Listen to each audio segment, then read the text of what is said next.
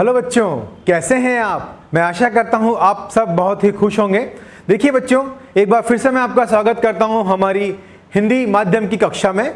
पिछली जो हमारी कक्षा थी उसमें हमने सरल एपिथेलियम यानी कि सरल उपकला के बारे में हमने सब कुछ समझ लिया था। उसके कई प्रकार थे जिनके बारे में भी हमने चर्चा करी थी, उन सभी को भी हमने बहुत ही ध्यानपूर्वक समझ लिया था। अब आज जो हम अपना अगला टॉपिक स्टार्ट करने वाले हैं वो है उसका दूसरा प्रकार, यानी कि हमारी उपकला उतक का दूसरा प्रकार जो है हमारा संयुक्त उपकला यानी कि कंपाउंड एपिथेलियम। तो आज हम कंपाउंड एपिथेलियम यानी कि संयुक्त उपकला के बारे में चर्चा करेंगे। ठीक है, अब देखिए हमने पहले सरल उपकला के बारे में बात करी थी। ठीक है, तो सरल उपकला में हमने देखा कैसा था, वह एक परतीय था। यानी कि क्या था, जो उसका कोशिका स्तर था वो कैसा था, एक परतीय हम कह सकते हैं, बिल्कुल थिन लेयर थी, एक पतली भित्ति नुमा। ठीक है, यहां पर हम बात कर रहे हैं किसकी, कंपाउंड एपिथेलियम यानी कि संयुक्त उपकला की। ठीक है ना, संयुक्त उतक कह दें हम, ठीक है, या संयुक्त उपकला कह दें हम। तो संयुक्त उपकला जो है हमें इसके नाम से ही पता चल रहा है कि संयुक्त यानी कि दो या दो से अधिक कोशिकाओं से बना हुआ स्तर। ठीक है, तो आज हम चर्चा करेंगे किसके बारे में, हमारी कंपाउंड एपिथेलियम यानी कि संयुक्त उपकला के बारे में। तो आइए सबसे पहले हम कुछ बेसिक पॉइंट से शुरुआत कर लेते हैं। ठीक है, सबसे पहले हम लिखते हैं हमारी संयुक्त उपकला के बारे में। चलिए, तो देखिए हम सबसे पहले लिखेंगे हमारी उपकला। ठीक है, हम कौन सी उपकला की बात कर रहे हैं, यहां पे हम बात कर रहे हैं यहां पे हमारी संयुक्त उपकला। संयुक्त उपकला। ठीक है बच्चों, अब संयुक्त उपकला को आप सब जानते हैं, अभी हमने बात करी है, यानी कि दो या दो से अधिक स्तरों से मिलकर बनी उपकला। यह हम इसे यह भी कह सकते हैं कि यह कैसी है, यह बहुस्तरीय उपकला है।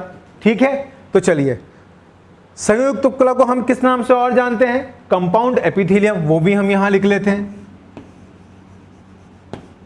क्योंकि हमें हमारे इंग्लिश नेम भी पता होने चाहिए हैं। ठीक है, क्योंकि आने वाले जितने भी आगे जो आपके परीक्षाएं आपके एग्जाम्स हैं वहां पर जब आप हायर स्टडीज के लिए जाएंगे तो वहां पर आपको इंग्लिश में ही सब कुछ याद रखना होगा। तो इसके हिंदी टर्म के साथ साथ हमें इसकी इंग्लिश टर्म को भी ध्यान में रखना है। ठीक है, तो यह है हमारी कंपाउंड एपिथेलियम। ठीक है बच्चों, बहुत ही इंपॉर्टेंट है। चलिए अब इसके हम बेसिक पॉइंट की बात करते हैं। देखिए संयुक्त उपकला यानी कि दो या दो से अधिक स्तर से बनी हुई उपकला, तो इसे हम क्या कह सकते हैं, इसे हम कह सकते हैं कि यह बहुपर्तीय उपकला है। तो पहला पॉइंट हमारा क्या हो गया, पहला पॉइंट हो गया हमारा यह उपकला कैसी होती है, बहुपर्तीय होती है। समझिएगा बच्चों, कैसी हुई है, बहुपर्तीय यानी कि ये दो या दो से अधिक परतों से मिलकर बनी हुई है। सरल उपकला की हमने बात करती थी, वहां पे क्या थी, वो एक सिंगल यानी कि एकमात्र उपकला से मिलकर बनी हुई थी। ठीक है, तो ये दो उपकला से मिलकर बनी है तो ये बहुपर्तीय है। दूसरी, अब देखिए जब ये बहुपर्तीय उपकला है तो अगर हम इसके प्रमुख कार्य की बात करें तो ये प्रमुख कार्य क्या कर रही है, ये प्रमुख कार्य कर रही है हमारे जो यांत्रिक और रासायनिक जो प्रतिबल होते हैं उनसे ये हमारी रक्षा करती है।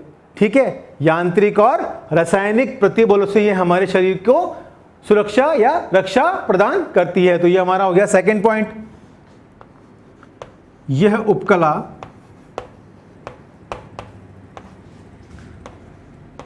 हमें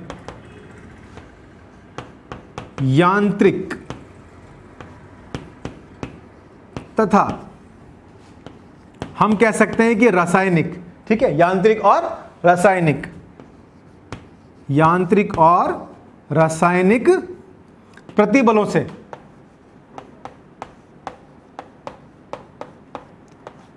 यांत्रिक और रासायनिक प्रतिबलों से रक्षा प्रदान करती है।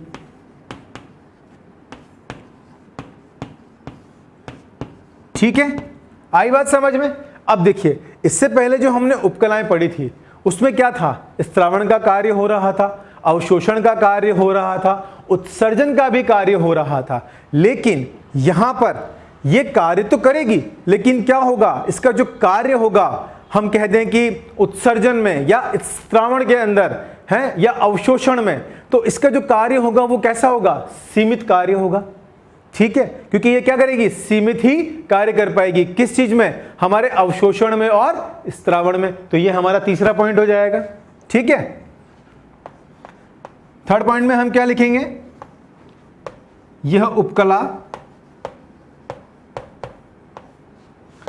स्त्रावण, ठीक है, तथा अवशोषण में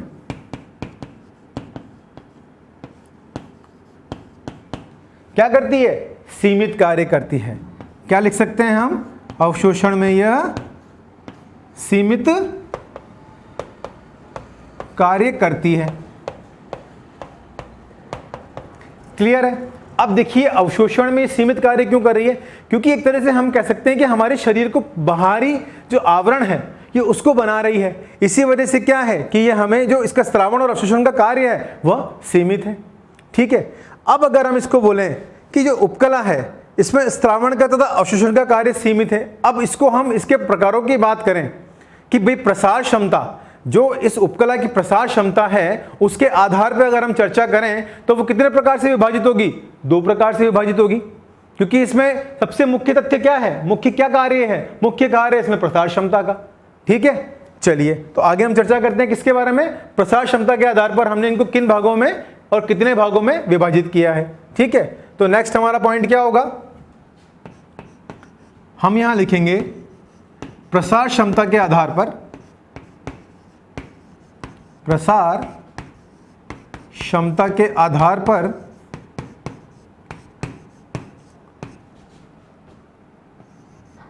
यह उपकला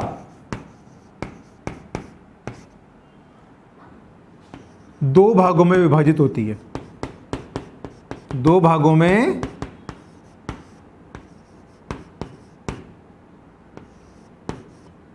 विभाजित होती है। ठीक है, अब वो दो भाग कौन से होंगे हमारे, सबसे पहले हम किसकी चर्चा करेंगे, सबसे पहला भाग होगा हमारा संक्रमण उपकला। ठीक है, कौन सा होगा सबसे पहला हमारा, संक्रमण उपकला, या जिसे हम क्या बोलते हैं, अंतवर्ती उपकला के नाम से भी जानते हैं। ठीक है, किस नाम से जानते हैं बच्चों, अंतवर्ती उपकला के नाम से। ठीक है, अंतवर्ती उपकला या संक्रमण उपकला कहा। अब इसे हम और किस नाम से जानते हैं, इसे हम बोलते हैं ट्रांजिशनल एपिथेलियम। हमने कहा था आपको इसके इंग्लिश नेम भी याद रखने हैं, तो इसे हम क्या कहेंगे, इस तरह की उपकला आपकी कहलाएगी ट्रांजिशनल एपिथेलियम। आई बात समझ में बच्चों। ठीक है, तो इसे हम क्या कहेंगे, ट्रांजिशनल एपिथेलियम भी कहेंगे। सेकेंड पॉइंट की हम बात करते हैं कि हमने दो भागों में विभाजित किया है। दूसरा भाग हमारा है स्तरित उपकला, यानी कि स्ट्रेटिफाइड एपिथेलियम। ठीक है, दूसरी है हमारी स्तरित उपकला। ठीक है, जिसे हम किस नाम से जानते हैं, स्ट्रेटिफाइड एपिथेलियम के नाम से जानते हैं।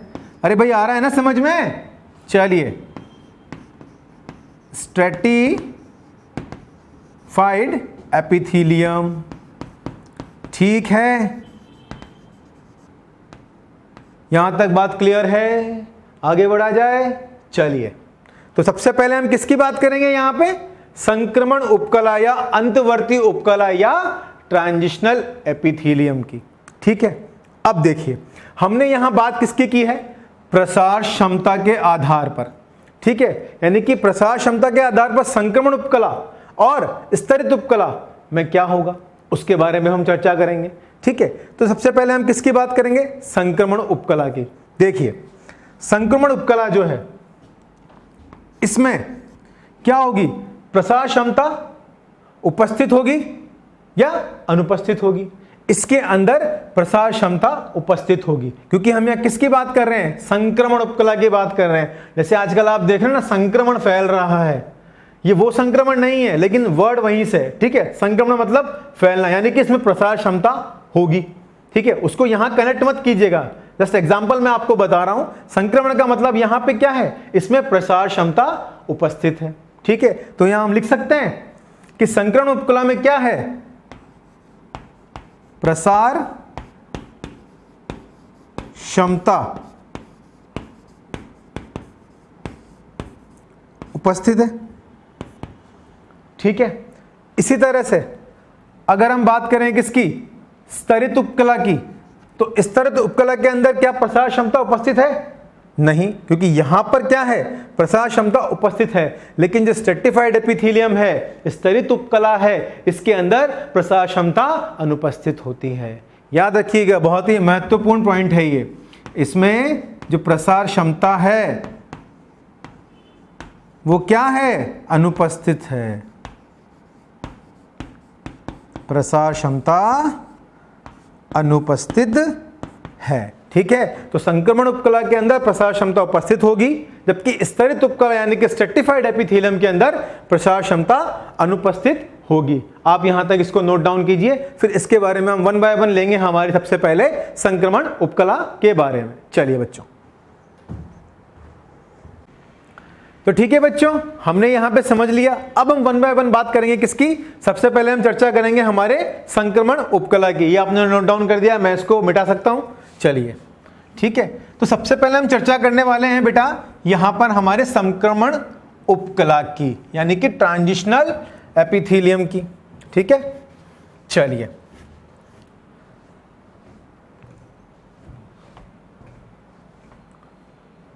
चलिए बिल्कुल क्लीन हो गया है हमारा बोर्ड। चलिए बच्चों, तो यहां पे हम हमारा पहला पॉइंट मेंशन करने वाले हैं, जो कि है हमारा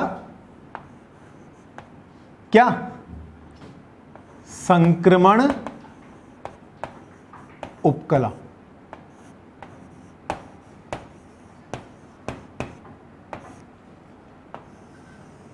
क्लियर है। इसे हम क्या बोलते हैं, अंतर्वर्ती उपकला या ट्रांजिशनल एपिथेलियम भी बोलते हैं। वो आपने नोट डाउन कर लिया। आप दोनों में से कोई भी नाम ले सकते हैं, लेकिन इंग्लिश में हम इसे संक्रमण उपकला बोलते हैं, ये भी आपको ध्यान में रखना है। चलिए ठीक है, अब जैसा कि इसके नाम से है कि संक्रमण उपकला है, ठीक है ना। इस प्रकार की जो उपकला होती है वो हमें कहां देखने को मिलती है, इस प्रकार की उपकला को हम यूरोथेलियम कहते हैं। क्या कहते हैं बच्चों, यूरोथेलियम भी कहते हैं। क्यों, क्योंकि ये हमारे यूरिनरी वाला जो पार्ट है वहां पे उपस्थित होती है, वहां हमें मिलती है, ठीक है। तो सबसे पहला पॉइंट इसका क्या हो गया कि इसे हम यूरोथेलियम भी कहते हैं, ठीक है। चलिए वन बाय वन पॉइंट हम डिस्कस कर लेते हैं। इस प्रकार की उपकला को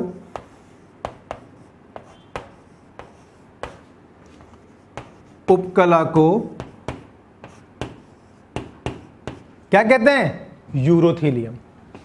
याद रखिएगा, क्या चीज, यूरोथेलियम भी कहते हैं। पहला पॉइंट, ठीक है। यूरोथेलियम क्यों कहा, क्योंकि हमारे यूरिनरी पार्ट के अंदर ये प्रेजेंट होती है। कहां कहां प्रेजेंट होती है उसके बारे में आगे चर्चा करेंगे, पहले एक एक पॉइंट्स को हम लिख लें। चलिए सेकंड पॉइंट की हम बात करें। इस उपकला को यूरोथेलियम बोलिए हमने, ठीक है। इसमें एक बहुत ही इंपॉर्टेंट पॉइंट है, बहुत ही महत्वपूर्ण बात है जो मैं आपको बताने जा रहा हूं। यह जो उपकला होती है संक्रमण उपकला, इस पे क्या होती है, किसी भी आधार कला पे टिकी हुई नहीं रहती है। इसमें कोई आधार कला अर्थात बेसमेंट मेम्ब्रेन उपस्थित नहीं होती है। आई बात समझ में। इस प्रकार की उपकला में जो बेसमेंट मेम्ब्रेन है, जो आधार कला है, वो क्या है, अनुपस्थित है। आई बात समझ में। चलिए, तो सेकंड पॉइंट क्या हो गया हमारा, इसे हम कह देते हैं, हम नोट डाल के लिख देते हैं ये पॉइंट, क्योंकि बहुत इंपॉर्टेंट है आपके लिए, ठीक है। ये क्या है, इस प्रकार की उपकला में क्या होता है, आधार कला अनुपस्थित होती है। क्या हो सकते हैं हमसे, जो आधार कला है वह क्या होती है, अनुपस्थित होती है। यह इसका एक बहुत ही इंपॉर्टेंट और महत्वपूर्ण कैरेक्टर है या फीचर है जिसे हम कह सकते हैं। आई बात समझ में? ठीक है, आधार कला को हम क्या बोलते हैं, बेसमेंट मेम्ब्रेन बोलते हैं। चलिए मैं आपके लिए यहाँ मेंशन कर देता हूँ, ये है आपकी बेसमेंट मेम्ब्रेन। ठीक है, आई बात समझ में यहाँ तक?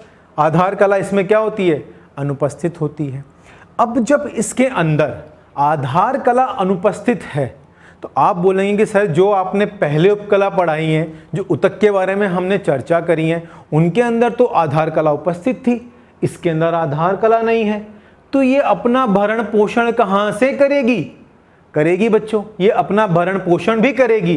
कहाँ से करेगी? आपको पता है, हमने पहले भी पढ़ा है, किससे करेगी? कनेक्टिव टिश्यू, यानी कि किससे करेगी? कनेक्टिव टिश्यू पे करेगी ना। क्यों? क्योंकि इसमें आधार तो नहीं है, आधार कला उपस्थित नहीं है, लेकिन ये किससे जुड़ी हुई है? इसकी कोशिकाएं सीधे जुड़ी हुई हैं, किससे? कनेक्टिव टिश्यू से जुड़ी हुई हैं। आई बात समझ में? यानी कि संयोजी ऊतक से जुड़ी हुई हैं। आई बात? चलिए, आया आपको पुरानी क्लास से कुछ याद? ठीक है ना बच्चों, तो घबराने की जरूरत नहीं है। यहां पर आधार कला नहीं है, इसका मतलब ये सीधे सीधे किस पे कर रही है? अंडरलेइंग है, जुड़ी हुई है, किससे? हमारे कनेक्टिव टिश्यू से, यानी कि संयोजी ऊतक से। आई बात समझ में? थर्ड पॉइंट,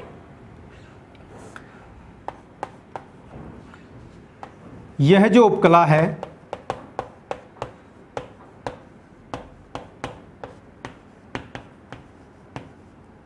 यह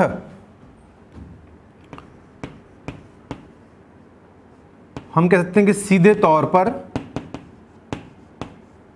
संयोजी ऊतक से जुड़ी हुई होती है। संयोजी ऊतक पर होती है, हम कह सकते हैं कि अंडरलेइंग होती है। ठीक है, तो ये जो उपकला है सीधे तौर पर संयोजी ऊतक पर जुड़ी हुई है। अब जब संयोजी ऊतक पर है तो ये क्या कर रही है? इसको वहीं से न्यूट्रिशन मिल रहे हैं, ये अपना भरण पोषण कर रही है। ठीक है, आई बात समझ में? चलिए, अब इसके अगले पॉइंट के बारे में अगर हम चर्चा करें तो इसका अगला पॉइंट क्या है? इसका अगला पॉइंट है भाई संयोजी ऊतक से जुड़ी हुई है। ठीक है, लेकिन इसमें क्या है, हमने बात करी है, क्या है ये? बहुपर्तीय है। ठीक है, बहुपर्तीय उपकला है, तो बहुपर्तीय उपकला यानी कि 3 से 4 लेयर, 4 से 6 लेयर इसके अंदर उपस्थित होगी। 3 से 4 सतह कह सकते हैं हम, ठीक है, उपस्थित होगी। तो अगला पॉइंट हमारा क्या होगा? यह जो कोशिकाएं हैं, इस उपकला की जो कोशिकाएं हैं, उनका स्तर कैसा होता है? 4 से 6 स्तरों में होती है या 2 से 4 स्तर होते हैं, हम ये लिख सकते हैं। ठीक है, तो इसका अगला पॉइंट क्या होगा? यह उपकला, या हम कहते हैं कि कोशिकाएं, इसकी जो कोशिकाएं हैं वह 2 से 4 परतों में होती है। आई बात समझ में? इसकी जो कोशिकाएं हैं वो कैसी होती हैं? 2 से 4 परतों में होती हैं। ठीक है, क्लियर हुई आपको चीज यहां तक? ये है ठीक है, आगे बढ़े। चलिए, अब देखिए, हमने यहां पे देख लिया 2 से 4 परतें हैं।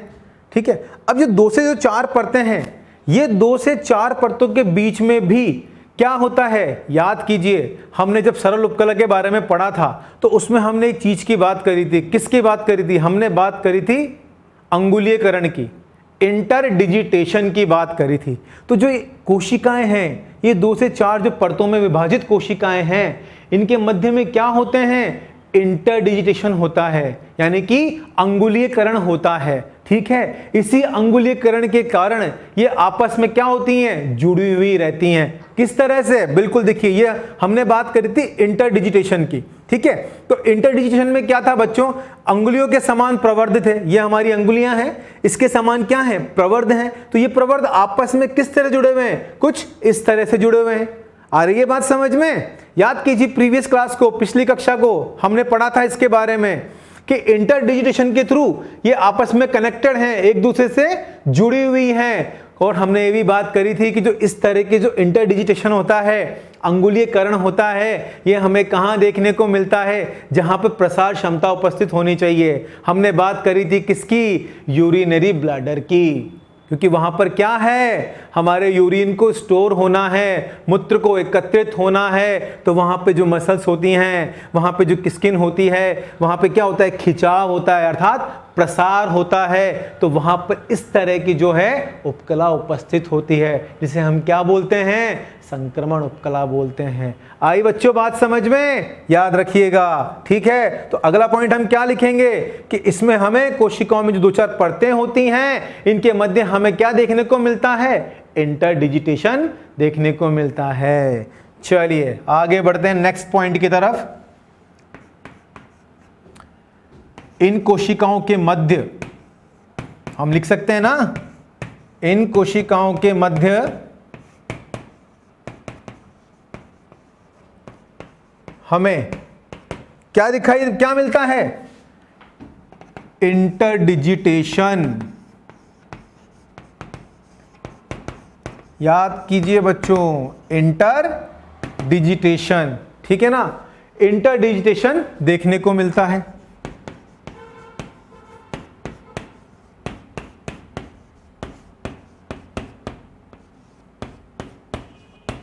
ठीक है, इंटरडिजिटेशन हमें देखने को मिल रहा है, ठीक है। और इसी इंटरडिजिटेशन को क्या बोलते हैं हम, इसी इंटरडिजिटेशन को हम बोलते हैं अंगुलीकरण।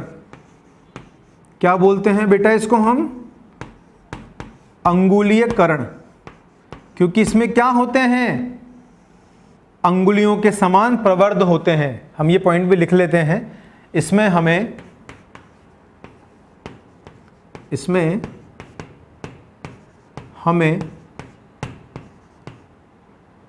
अंगुलियों के समान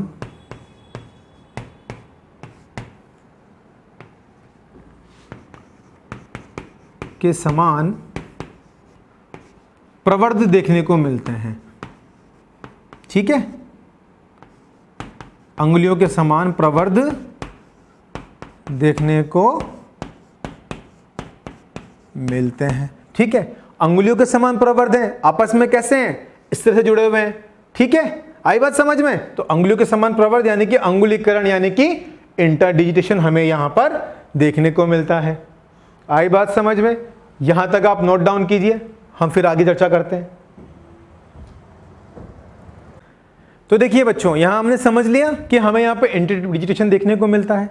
अब हम किसकी बात करेंगे, जो इसकी आधार कला, यानी कि आधार कला तो इसमें नहीं है, लेकिन जो इसकी आधार कोशिकाएं बनती हैं वो कैसी होती हैं, वह घनाकार होती हैं, ठीक है। तो अब हम उनके बारे में चर्चा कर लेते हैं। सबसे पहले तो हम यहां लिख सकते हैं कि इसमें जो आधार कोशिकाएं हैं, जो किससे जुड़ी हुई हैं, ये आधार कोशिकाएं सीधे संयोजी ऊतक से जुड़ी हुई हैं, क्योंकि उन्हें पोषण कहां से मिलेगा, संयोजी ऊतक से, यानी कनेक्टिव टिश्यू से मिलेगा, ठीक है। तो इसमें जो आधार कोशिकाएं हैं वह कैसी हैं, वह घनाकार हैं। किस तरह से हम अभी डायग्राम में समझेंगे, ठीक है। नेक्स्ट पॉइंट की हम बात करें, अब देखिए नेक्स्ट पॉइंट, इसमें जो आधार कोशिकाएं वो घनाकार है, ठीक है। घनाकार होने के साथ साथ ही जो आधार का लेवल है उससे जो ऊपर है जो कोशिकाएं उपस्थित होंगी वो किस तरह से हैं, वह जो कोशिकाएं हमें कुछ नाशपति के आकार की दिखाई देंगी। कैसी, नाशपति के आकार की। नाशपति तो आप सब जानते हैं ना, आपने देखा है ना, ठीक है ना। तो नाशपति के आकार की जो होती हैं वो कोशिकाएं हमें इसमें ऊपर दिखाई देती हैं। तो अगला पॉइंट इसमें हम क्या लिख सकते हैं कि इसमें जो कोशिकाएं हैं, जो कोशिकाएं उपस्थित हैं,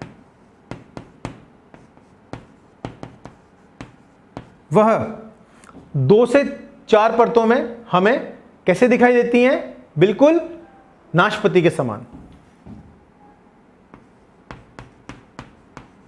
2 से 4 परतों में नाशपति के समान दिखाई देती है।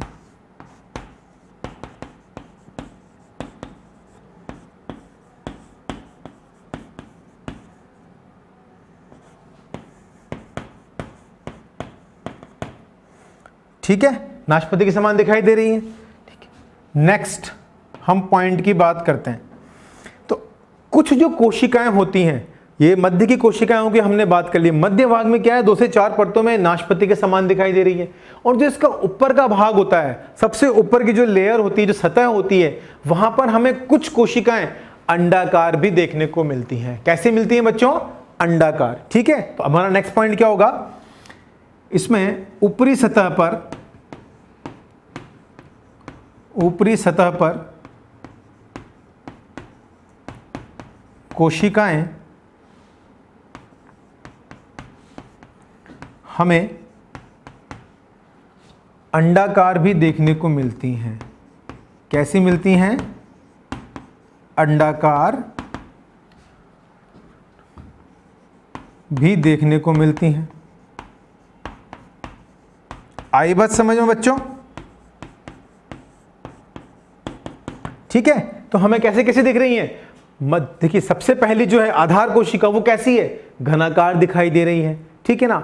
फिर इसके मध्य में जो 2-4 परत हैं इन कोशिकाओं की, वो हमें कैसे दिखाई दे रही हैं? वो हमें नाशपाती के समान आकार की हमें दिखाई दे रही है। ठीक है, और जो ऊपर की सतह है, ऊपर की जो लेयर है, वो हमें किस प्रकार की दिखाई देगी? कुछ लेयर जो होंगी वो हमें अंडाकार आकृति की दिखाई देंगी। तो इस तरह से जो संक्रमण उपकला होता है, उसके अंदर इस तरह की जो है हमें कोशिकाएं हमें दिखाई देती हैं। ठीक है, तो उसके बारे में अब हम डायग्राम में चर्चा करेंगे। अब एक चीज और हम समझ लेते हैं यहां पर नेक्स्ट पॉइंट में, कि इसमें जो ये कोशिकाएं होती हैं, इस उपकला में जो कोशिकाएं होती हैं, ये हमें वैसे तो कैसे दिखाई देती हैं? वैसे तो नॉर्मल हमें ये ना रेस्टिंग स्टेट में दिखाई देती है, यानी कि विश्राम अवस्था में दिखाई देती हैं। लेकिन जैसे ही इनके अंदर कॉन्ट्रैक्शन होता है, जैसे ही इनके अंदर क्या होता है, खिंचाव होता है, या हम कह सकते हैं कि इनमें प्रसार होता है, तो ये कैसी हो जाती हैं? ये सारी की सारी जो होती हैं वो चपटी हो जाती हैं। बहुत ही महत्वपूर्ण पॉइंट है। क्या हुआ? जब इनके अंदर प्रसार क्षमता होगी, उपस्थित है, ठीक है, जैसे ही इनमें प्रसार होगा, तो प्रसार होने के साथ साथ क्या होगी, जो ये विश्राम कर रही हैं, ये जो रेस्टिंग स्टेट के अंदर जो कोशिकाएं हैं, ये कैसे हो जाएंगी? सब एक समान चपटी हो जाएंगी। अंडरलाइन कीजिएगा इस पॉइंट को, बहुत इंपॉर्टेंट पॉइंट है। ठीक है ना। तो हम यहां पर लिख सकते हैं कि इस प्रकार की कोशिकाएं जो कि हमें विश्राम अवस्था में दिखाई देती है, हमें विश्राम अवस्था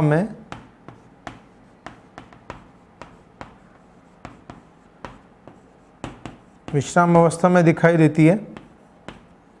ठीक है ना, हमें विश्राम अवस्था में दिखाई देती है। इनमें प्रसार के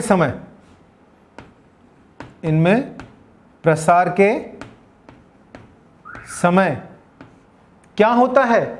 इनमें खिंचाव होता है। ठीक है, प्रसार के समय, यहां हम ऐसे लिख सकते हैं कि इनमें प्रसार के समय यह चपटी हो जाती हैं। क्या हो जाती हैं बच्चों? ये चपटी हो जाती हैं। आई बात समझ में? यानी कि जैसे क्या होगा, इनमें कॉन्ट्रैक्शन होगा, इनमें प्रसार होगा, तो ये कैसे हो जाएंगी? सब एक समान चपटी हो जाएंगी। ठीक है, इस तरह की जो उपकला होती है उसे हम क्या बोलते हैं? संक्रमण उपकला बोलते हैं। और इसके हम एग्जाम्पल्स की बात करें तो ये हमें कहां कहां देखने को मिलती है, इसके एग्जाम्पल की हम चर्चा हम इस तरफ लिख लेते हैं, इस पॉइंट को।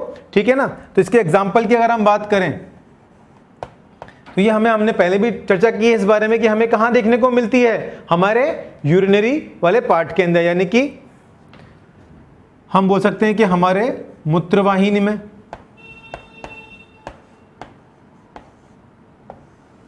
ठीक है, दूसरे मूत्राशय। ठीक है, और दूसरा क्या बात कर सकते हैं हम? पेल्विक रीजन में। ठीक है, क्या बोल सकते हैं हम? पेल्विक रीजन में हमें ये देखने को मिलती है। तो ये बहुत ही इंपॉर्टेंट पॉइंट है। ठीक है ना। हमारे यूरिनरी ट्रैक्ट में, यूरिनरी ब्लैडर में और पेल्विक रीजन में हमें ये देखने को मिलती है, इस प्रकार की संक्रमण उपकला। ठीक है, अब देखिए हमने मेन पॉइंट्स यहाँ पे कवर अप कर लिए। अब हम इसके कुछ पॉइंट्स को जो हैं हम डायग्राम की सहायता से इसको समझेंगे। ठीक है, तो अब हम आगे बढ़ते हैं हमारे डायग्राम की तरफ, तब तक आप ये नोट डाउन कीजिए। ठीक है बच्चों, तो ठीक है बच्चों, यहां तक हमने समझ लिया। अब हम सबसे पहले क्या देखते हैं, एक छोटे से डायग्राम की हेल्प से हम इस चीज को पूरा समझ लेते हैं। ठीक है, तो ये आपने नोट डाउन कर लिया होगा, मैं इसको रब कर देता हूं। ठीक है बच्चों, चलिए हम यहां पे किसकी बात कर रहे हैं, हम यहां पर बात कर रहे हैं संक्रमण उपकला की। ठीक है ना, यानी कि ट्रांजिशनल एपिथेलियम की। ये तो अब आपको याद ही हो गया होगा। ठीक है, अब देखिए यहां पर क्या है, देखिएगा हम कह सकते क्योंकि इसमें आधार कला तो क्या थी, अनुपस्थित थी, बेसमेंट मेम्ब्रेन थी ही नहीं। तो यहां सबसे पहले हम क्या बना लेते हैं, सबसे पहले हम बना लेते हैं इसका एक छोटा सा बेस। ये बेस क्या है, संयोजी ऊतक का बेस है, यानी कि कनेक्टिव टिश्यू का। ठीक है, किस तरह से, कुछ इस तरह से। ठीक है, ये देखिए आप, ये हम कनेक्टिव टिश्यू जो है इसका आधार बना रहे हैं। इस तरफ से भी कुछ इस तरह से।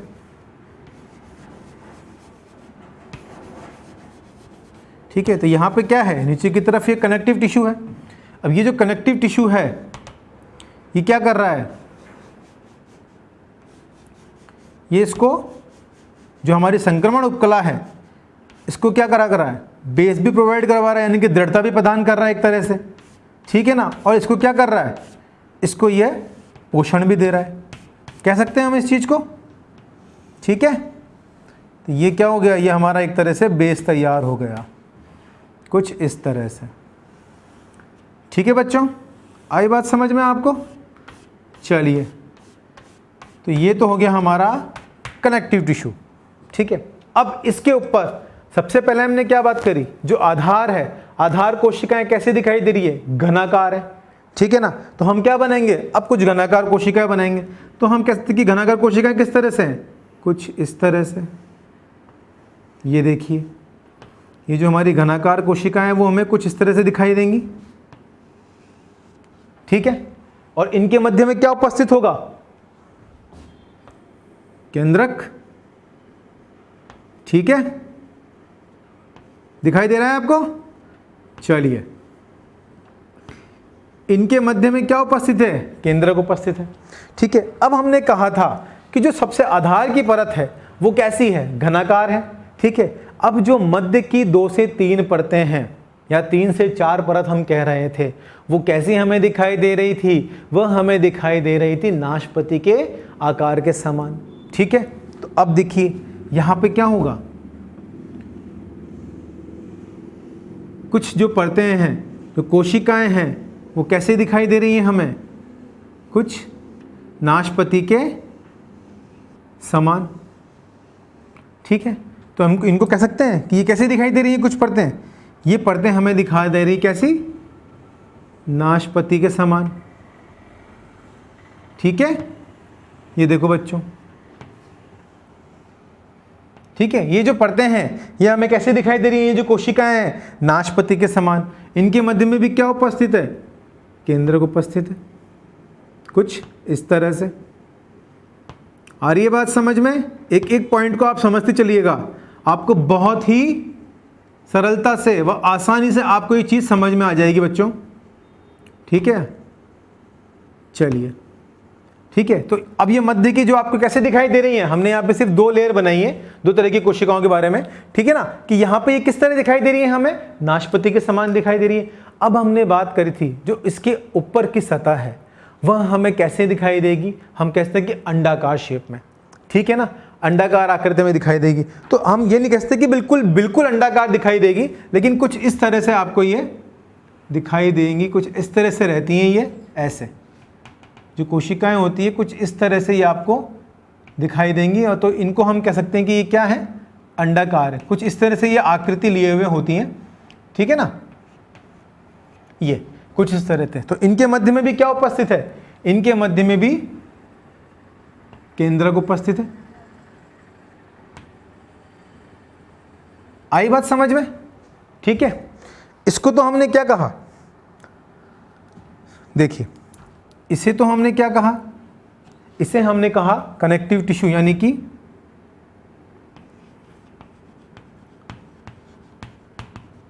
क्या है ये, कनेक्टिव टिश्यू यानी कि संयोजी ऊतक।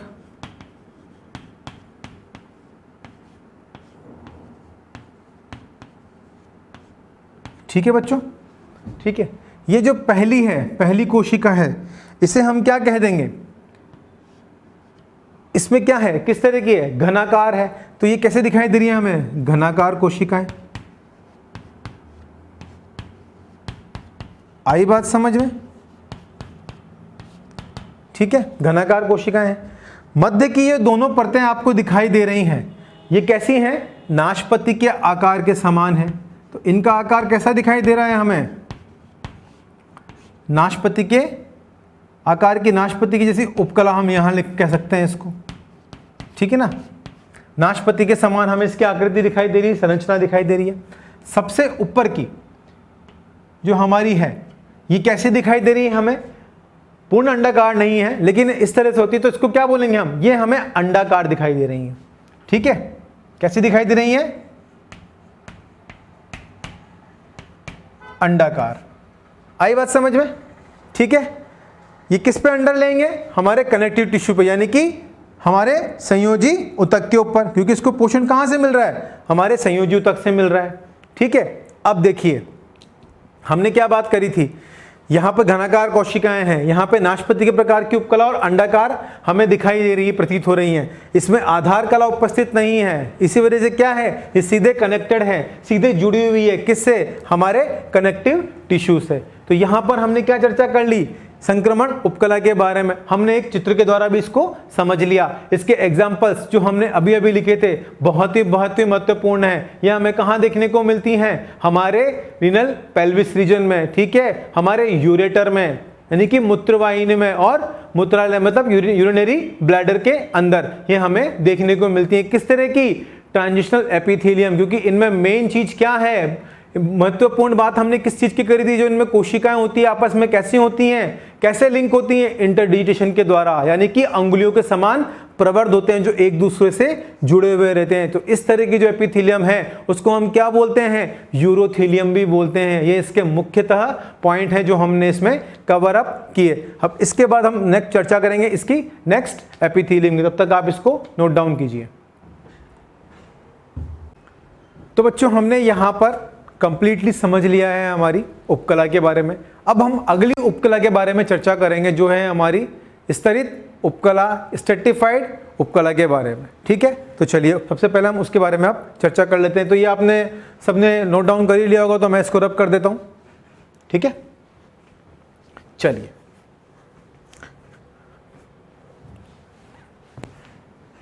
एक सेकेंड, कंप्लीटली ये रब कर देते हैं हम इसे। चलिए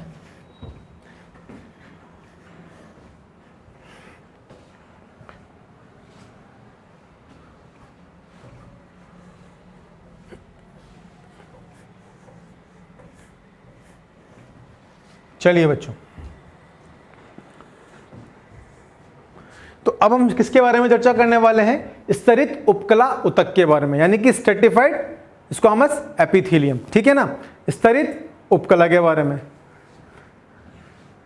तो हम किसके बारे में चर्चा करेंगे, स्तरित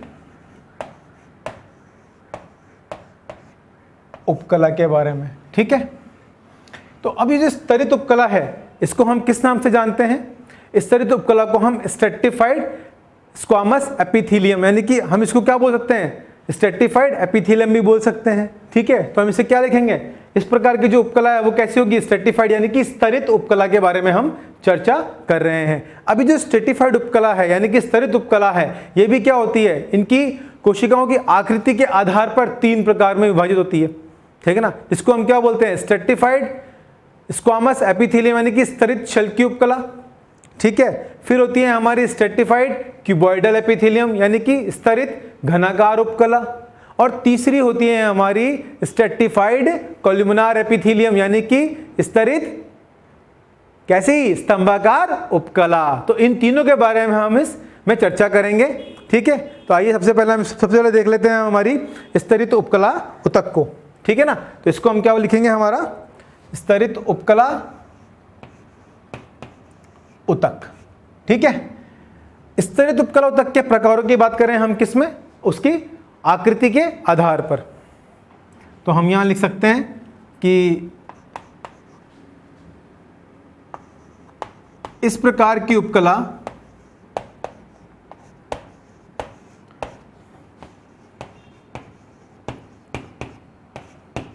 को आकृति के आधार पर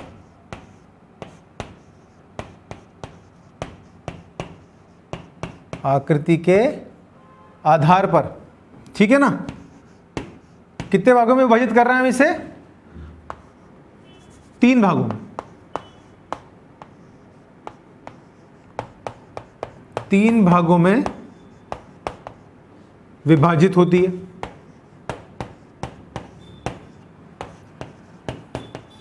ठीक है बच्चों। कितने भागों में विभाजित है, 3 भागों में। अब वो 3 भाग कौन कौन से हैं, पहले हम बात करते हैं किसकी, स्तरित शल्की उपकला के बारे में।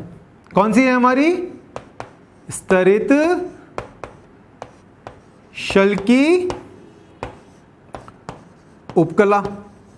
शल्की उपकला के बारे में आप पहले से जानते हैं, हम इससे पहले कि जो हमने क्लासें ली थी, जो लेक्चर लिए थे, उनमें हमने इसके बारे में चर्चा करी थी, ठीक है। अगली हम बात करते हैं किसकी, स्तरित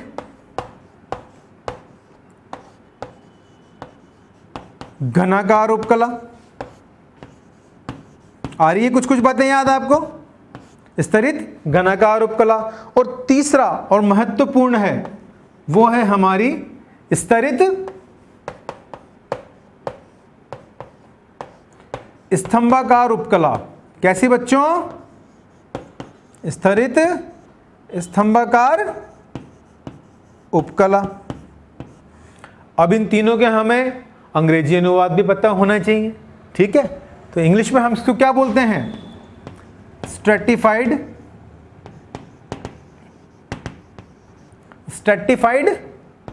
स्क्वामस एपिथेलियम। क्लियर है, अरे भाई क्लियर है बच्चों, स्ट्रेटिफाइड स्क्वामस एपिथेलियम बोलते हैं। इसे हम क्या बोलेंगे, स्ट्रेटिफाइड क्यूबॉइडल एपिथेलियम।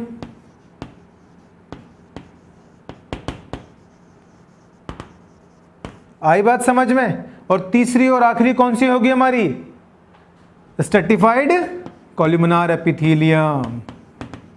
कौन सी होगी बच्चों, स्ट्रेटिफाइड कोलुमिनार यानी कि कॉलम के जैसी स्तंभाकार, ठीक है ना, पिलर लाइक स्ट्रेटिफाइड कोलुमिनार एपिथेलियम, ठीक है। तो आपको साथ साथ में इसके इंग्लिश नेम भी याद होने चाहिए, ठीक है। कभी कभार एग्जाम में क्या होता है कि जब हम हिंदी को पढ़ रहे होते हैं तो कुछ शब्द ऐसे होते हैं जो हमें एकदम से दिमाग में नहीं आते हैं, एकदम से हमें क्या करते हैं, क्लिक नहीं होते हैं। तो उसी के साथ में अगर हम अंग्रेजी अनुवाद को भी पढ़ लेते हैं, इंग्लिश को भी पढ़ लेते हैं, तो एकदम से हमें क्या होता है, वो चीज़ें वापस से याद आ जाती हैं, रिकॉल हो जाती हैं, ठीक है। तो हमें दोनों ही नामों को याद रखना है, स्तरित शल्की उपकला अर्थात स्ट्रेटिफाइड स्क्वामस एपिथेलियम, स्तरित घनाकार उपकला यानी कि स्ट्रेटिफाइड क्यूबॉइडल एपिथेलियम, और स्ट्रेटिफाइड कोलुमिनार एपिथेलियम, ठीक है बच्चों। चलिए अब सबसे पहले हम किसकी चर्चा करेंगे, सबसे पहले हम चर्चा करेंगे हमारी स्तरित शल्की उपकला की, ठीक है। चलिए तो फर्स्ट पॉइंट है हमारा स्तरित शल्की उपकला, ठीक है। चलिए अब देखिए स्तरित शल्की उपकला की बात करें यानी कि स्ट्रेटिफाइड स्क्वामस एपिथेलियम, शल्क के समान हमने बात करी थी। कैसे, जो हमारे घरों में जो फ्लोर होता है जिस पर टाइल्स लगी हुई होती हैं, वो कैसी होती हैं, शल्क के समान होती हैं। या जिसे हमने याद कीजिए, हमने बात करी थी किसकी, पेवमेंट की, ठीक है ना। पेवमेंट एपिथेलियल भी कहते हैं, यानी कैसी फर्शनुमा, जो अपने फुटपाथ होते हैं रोडों पे, आपने देखा ना कैसे पेवमेंट बने रहते हैं एक साइड में चलने के लिए, आप लोगों के मॉर्निंग वॉक करने के लिए, इवनिंग वॉक करने के लिए, पेवमेंट की तरह। तो उस तरह से क्या होती है, कुछ तरह से ये शल्क के समान होती है। ठीक है, अब चलिए फर्स्ट पॉइंट में हम सबसे पहले इसकी बात कर लें। इस तरह की जो कोशिकाएं जो ऊतक हैं, हम ये भी कह सकते हैं कि हमें कैसे देखने को मिलती है, घनाकार व स्तंभाकार। ठीक है ना। तो इस प्रकार की उपकला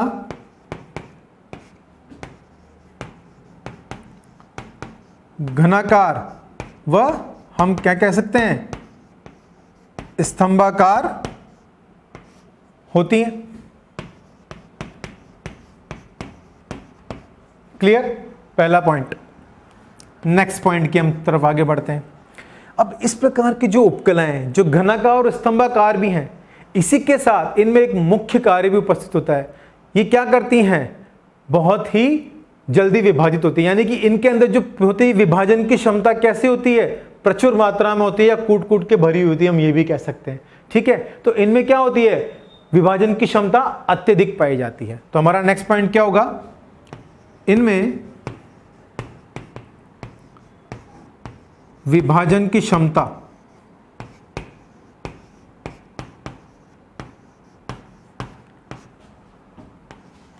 अधिक उपस्थित होती है।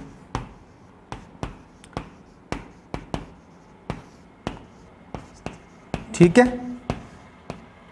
अब आप पूछेंगे सर अधिक क्यों उपस्थित होती है, क्योंकि देखिए हम किसकी बात कर रहे हैं, हम स्तरित शल्क की उपकला की बात कर रहे हैं। ठीक है, तो हमारे जो स्किन की आउटर कवरिंग है, ऊपर की जो है, ये कैसी है, एक तरह से कहते हैं कि हम ये हार्ड है थोड़ी सी, है ना, मतलब हार्ड इन द सेंस ये नहीं कह सकते कि बिल्कुल हार्ड है, लेकिन थोड़ी सी मजबूत है, हम ये कह सकते हैं। ठीक है, और हम ये भी कह सकते हैं कि थोड़ी सी वाटरप्रूफ भी है। अगर आपकी स्किन के ऊपर, आपकी त्वचा के ऊपर अगर पानी गिर जाता है तो क्या आपकी स्किन सोख लेती है, कुछ तो भाग सोख लेती है, और कुछ क्या होता है आपके बह के निकल जाता है। यानी कि हम कहते हैं हमारी स्किन कैसी है, वाटरप्रूफ भी है।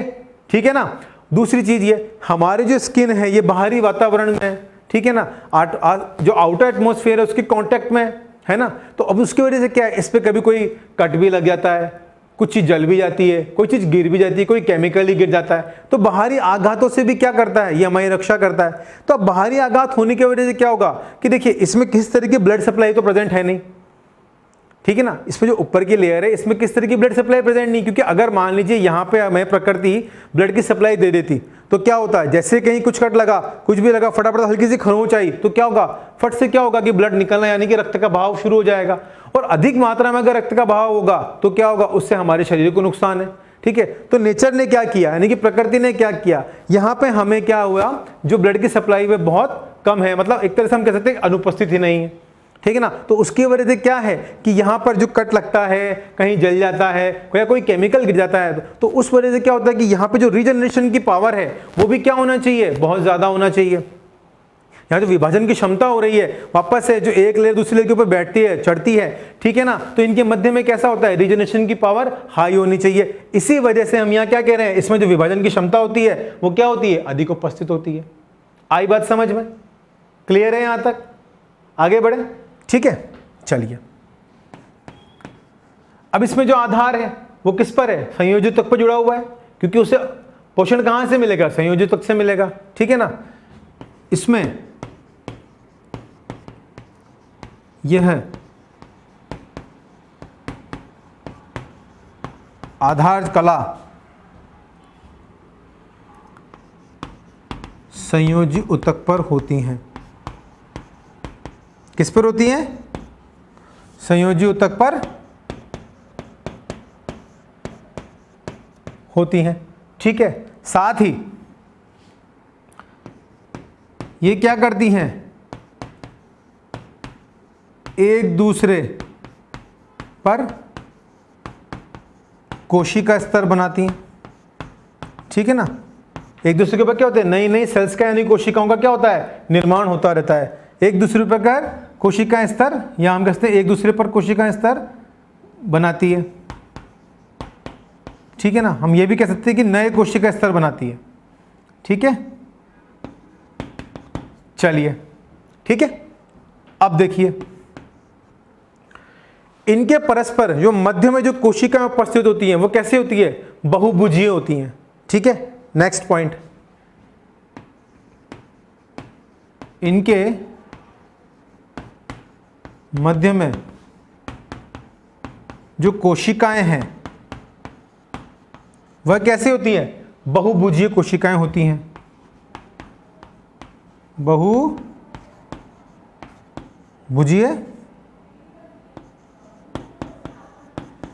कोशिकाएं होती हैं। आई बात समझ में? ठीक है, बहुभुजीय कोशिकाएं हैं तो जैसे कि हमने पहले बात करी थी किसकी, हमारी इससे पहले वाली उपकला की, उसमें क्या था, इंटरडिजिटेशन देखने को मिल रहा था। और अब हमें जो हमारी संयुक्त स्तरित उपकला है इसके अंदर हमें क्या देखने को मिल रहा है, डेस्मोसोम्स देखने को मिल रहे हैं। क्या चीज देखने को मिल रही है बच्चों, डेस्मोसोम्स। तो ठीक यहां पे क्या होता है, बहुभुजीय कोशिकाएं होती हैं वह एक दूसरे से किसके थ्रू जुड़ी रहती हैं, यह एक दूसरे से डेस्मोसोम्स के थ्रू जुड़ी रहती हैं, डेस्मोसोम्स के द्वारा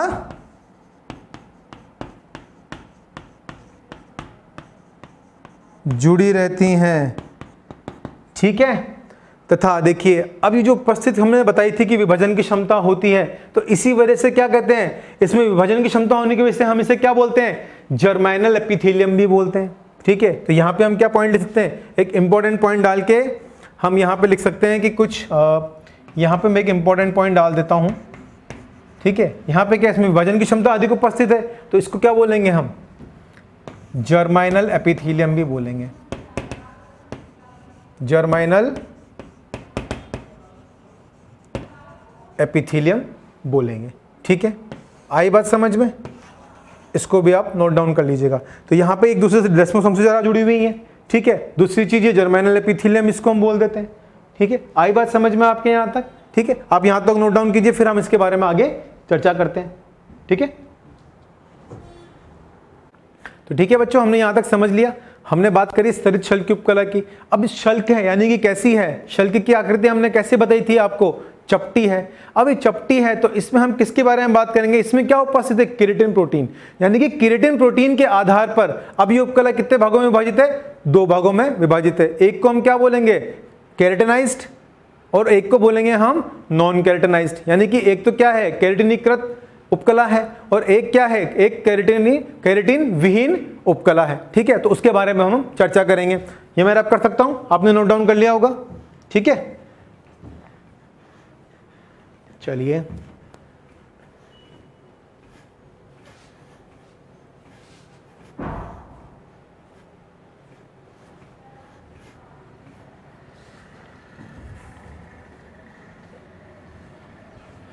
ठीक है बच्चों, चलिए नेक्स्ट हम किसकी बात करेंगे,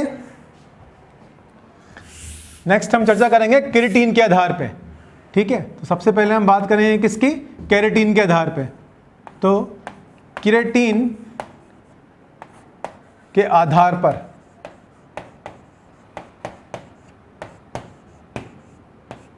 यह दो भागों में विभाजित होती है।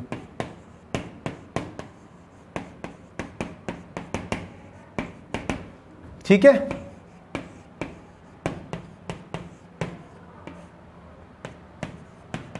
ठीक है, केराटिन के आधार पे ये दो भागों में विभाजित है। कौन कौन से दो भाग हैं, सबसे पहले हम चर्चा करें किस चीज की, एक तो है हमारी केराटिनीकृत स्तरित उपकला। ठीक है,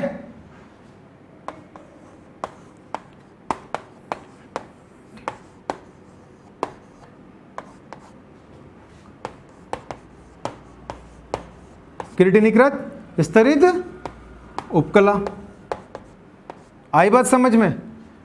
दूसरी हम किसकी बात करेंगे, दूसरी हम बात करेंगे केराटिन विहीन स्तरित उपकला की, जिसमें क्या होगा, केराटिन प्रेजेंट नहीं होगा, यानी कि केराटिन विहीन स्तरित उपकला। आई बात समझ में यहां तक? ठीक है, अब जो केराटिन स्तरित है यानी कि देखिए केराटिन क्या है, एक तरह का हार्ड प्रोटीन है।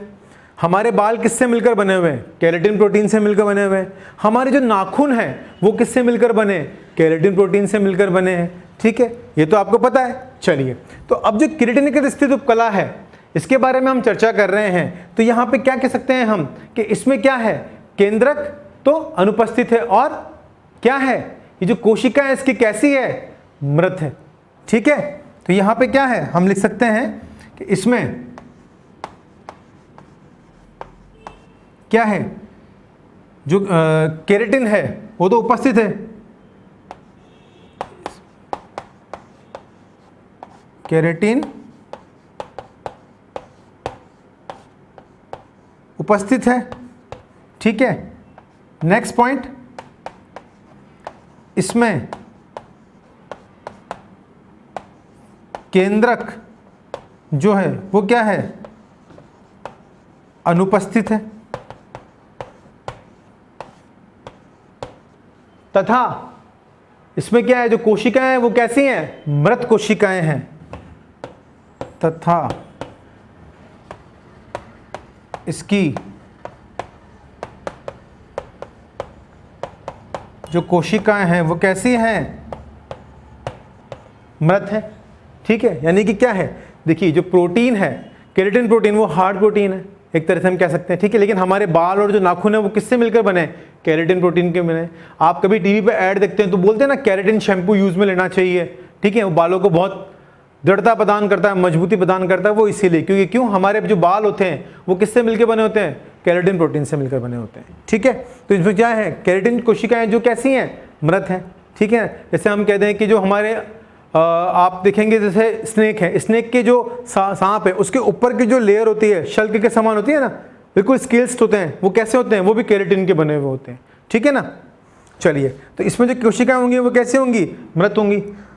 उदाहरण के तौर पर हम बात करें तो कैसे होंगी, हम त्वचा की एपिडर्मिस की बात कर लें। ठीक है ना, दो त्वचा की एपिडर्मिस। ठीक है, त्वचा की एपिडर्मिस, या हम जानवरों में सर्प में उसकी सर्प की त्वचा की बात कर लें। सर्प की त्वचा स्केल की जैसी होगी, ऊपरी स्किन जो होगी वो कैसे होगी, स्केल्स के रूप में,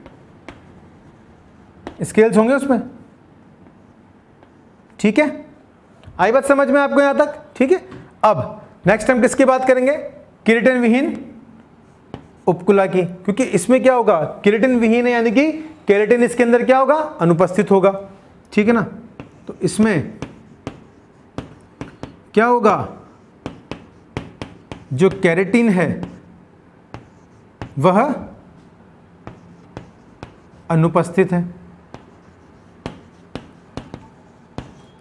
अब जब इसमें केराटिन अनुपस्थित है तो इसी के साथ में क्या है, इसमें जो केंद्रक है वो क्या है, उपस्थित है। ठीक है ना, इसमें केंद्रक उपस्थित है।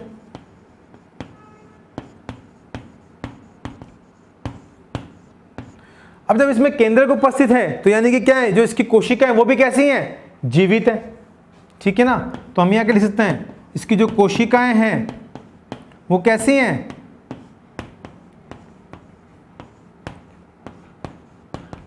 जीवित है। ठीक है, अब जब इसकी कोशिकाएं जीवित हैं तो अगर हम उदाहरण के तौर पर बात करें तो ये हमें कहाँ देखने को मिलती हैं, ये हमारे शरीर में हमें बहुत सी जगह देखने को मिलती है। सबसे पहले हम बात करें किसमें, हमारे हम माउथ से यानी कि हमारे मुख भाग से शुरू होकर हम कहाँ तक जाएंगे, हमारे एनाल कैनाल तक। ठीक है ना, यानी कि हमारे माउथ वाले रीजन से स्टार्ट करते हुए हम कहाँ तक जाएंगे, एनाल कैनाल तक। सबसे पहले ये हमें कहाँ मिलती हैं, हमारे मुख में यानी कि हमारी बक्कल कैविटी के अंदर।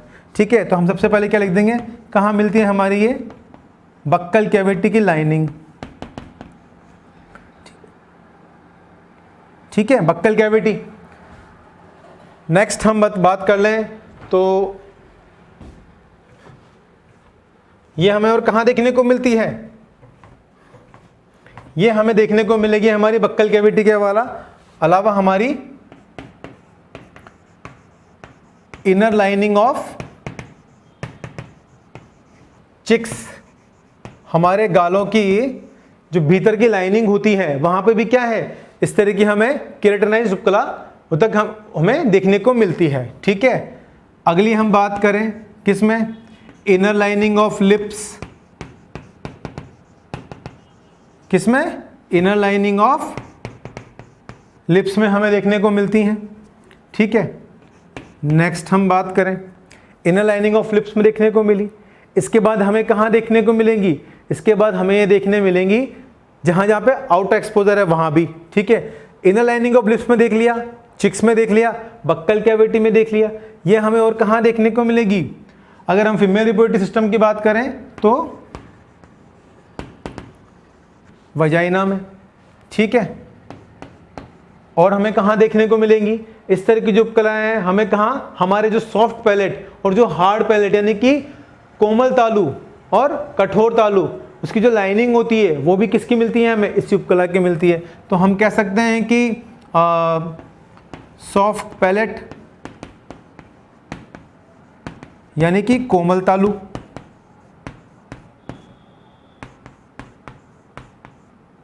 ठीक है, और दूसरा हमें कहाँ देखने को मिलता है, ये हार्ड पैलेट